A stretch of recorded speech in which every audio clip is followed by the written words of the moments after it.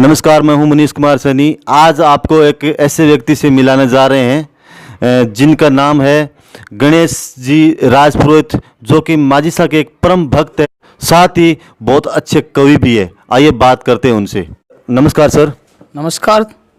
Sir, जानना चाहूँगा कि भक्ति के साथ में कविता का कैसे तालमेल बना लेते हो आप? मैं भक्ति के टाइम पे करता हूँ। कविता लिखना मेरा एक शौक है, जो 2012 सितंबर को मेरे को ये मुकाम मिला था। और मैं 2012 सितंबर 14 नवंबर को जो हिंदी दिवस पे कवि सम्मेलन होता है बापू सुभाष चंद्र भवन में, उसे मुझे पहला मौका मिला था। कौन सी कविता आपने पहले लिखी और कौन से कविता से आपने स्टेज शो किया? मैंने पहली कविता लिखी थी सच कहता हूँ कि जिंदगी एक जुआ है, उसे शो किया था और उससे मेरे को कामयाबी भी मिली। अगर वो आपको कविता याद हो तो सुना सकते हो अपने दर्शकों को? बिल्कुल सुना सकता हूँ मैं। वो मेरे दिल की सबसे करीबी कविता है। सच कहता हूँ कि जिंदगी एक जुआ है, बचपन में खेला कागज की कश्ती से, आज खेल रहा हूँ जवानी की हकीकत से। सब खेलों में खेल एक जुआ, हार जीत का फैसला तुरंत होता है, जीतने वाला हंसता और हारने वाला रोता है। सच कहता हूँ कि जिंदगी एक जुआ है। दोस्ती के खेलों में खेल सब हमने खेला, दोस्त सब आगे निकल गए, पीछे रह गया मैं अकेला।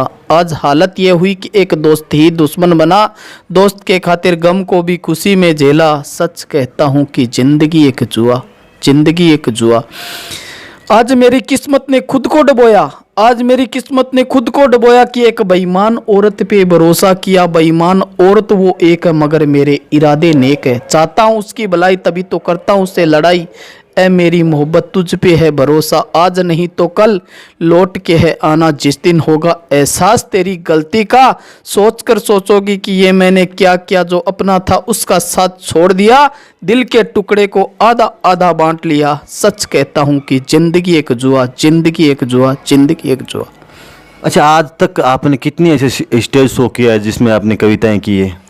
मैंने अब तक 6 स्टेज शो किए हैं और मेरे को स्थानीय कवि होने के कारण समय बहुत कम दिया जाता है, इसलिए मेरे को छोटी छोटी कविताओं के माध्यम से ही चर्चा में हो रहा हूँ। और बीजेपी की जो राजनीति में बीजेपी वालों ने भी मेरे को स्टेज दिया है, जिसमें मैंने कांग्रेस नहीं हिंदुस्तान जैसी कविताएं दी है।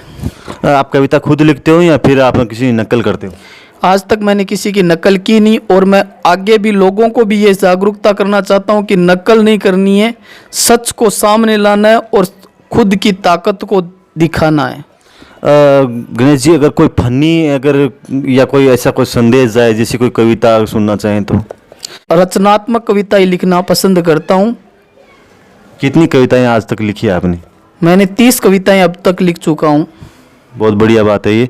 अगर और कुछ अगर कविता में सुना सको तो? बुजुर्गारी बातें जो मर्यादा, आज हमारे जो सिस्टम जो बिगड़ते जा रहे हैं, उस पर मैंने एक छोटी सी कविता लिखी है, अगर आप चाहो तो मैं सुना सकता हूँ। बिल्कुल बिल्कुल। बुजुर्गारी बातें सुना जद खोयोड़ी मर्यादा याद आवे, बुजुर्गारी बातें सुना जद खोयोड़ी मर्यादा याद आवे, 18 लड़की और 21 लड़कों रो ब्याह रचावे, पर जब 15-16 साल की लड़की घर से भाग जावे, बे माँ बाप कट मुँह छिपावे, बुजुर्गारी बातें सुना जद खोयोड़ी मर्यादा याद आवे। 18 से पहली काम को नहीं लगानो, 18 से पहली काम को नहीं लगानो, ए बातें विज्ञापना से बतावे, कहने न तो शिक्षित भारत बनावे, पर बिन काम चोर डाकू लुटेरो उग्रवादी बन जावे, बुजुर्गारी बातें सुना जद खोयोड़ी मर्यादा याद आवे। आप बात तो चौखी दहेज पर रोक लगावे, आप बात तो चौखी दहेज पर रोक लगावे, घर के झगड़ा नहीं माता बहना दहेज कांड बनावे, सास ससुर पति ने कोर्ट में घसीट ले जावे, होनो कुछ कोनी पण इज्जत पर दाग लगावे, बुजुर्गारी बातें सुना जद खोयोड़ी मर्यादा याद आवे। फैशन रहे इस दौर में, फैशन रहे इस दौर में माँ बाप ही बेडोड़ा कपड़ा सिलावे, फैशन रहे इस दौर में माँ बाप ही बेडोड़ा कपड़ा सिलावे, दूर संचार टेलीविजन चैनल बेहुदा प्रोग्राम दिखावे, पूरे परिवार की मौजूदगी में बहु ससुर ने आंख दिखावे, बुजुर्गारी बातें सुना जद खोयोड़ी मर्यादा याद आवे। भ्रष्टाचार मिटाओ, भ्रष्टाचार मिटाओ, सगड़ा यही नारा लगावे, हर कर्मचारी रिश्वत की जंजीर में जकड़ो जावे, कर्मचारियों रो के दोस्त बड़े बड़े नेता ही देश ने कुर्द कुर्द के खावे, बुजुर्गां बातें सुना जद खोयोड़ी मर्यादा याद आवे। धार्मिक कोई कविता आपने कभी लिखी है?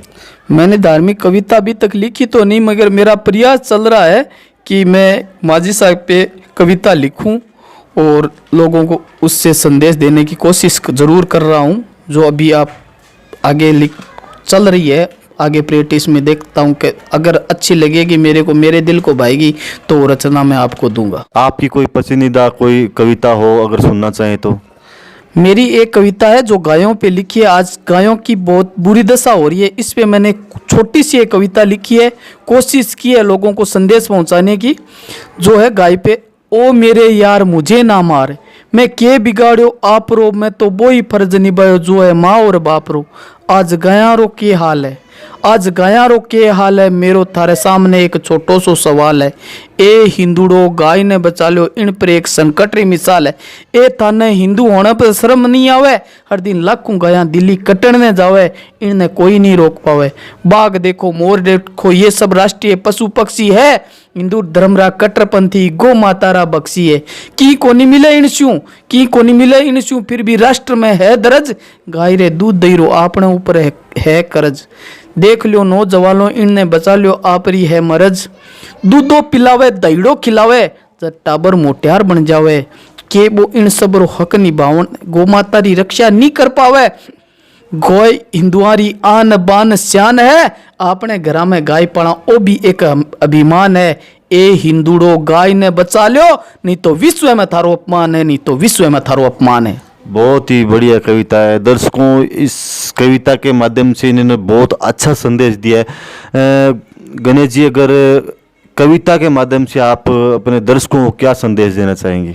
मैं कविता के से यही संदेश देना चाहता हूं, और हर जो कविता लिख रहा है उनसे भी यही संदेश देना चाहता हूं कि कविता में सच्चाई झलकनी चाहिए। आज क्या है कि कविता तो होती है मगर केवल हास्य होता है, हास्य से काम नहीं चलने वाला। दोस्तों, कविता के अंदर भी सच्चाई होनी बहुत ज़रूरी है। धन्यवाद गणेश जी। ये थे हमारे साथ गणेश जी राजपुरोहित। अच्छी अच्छी कविताएं बताई, बहुत अच्छा संदेश दिया। चलो मिलते हैं एक नई जानकारी के साथ, तब तक के लिए धन्यवाद।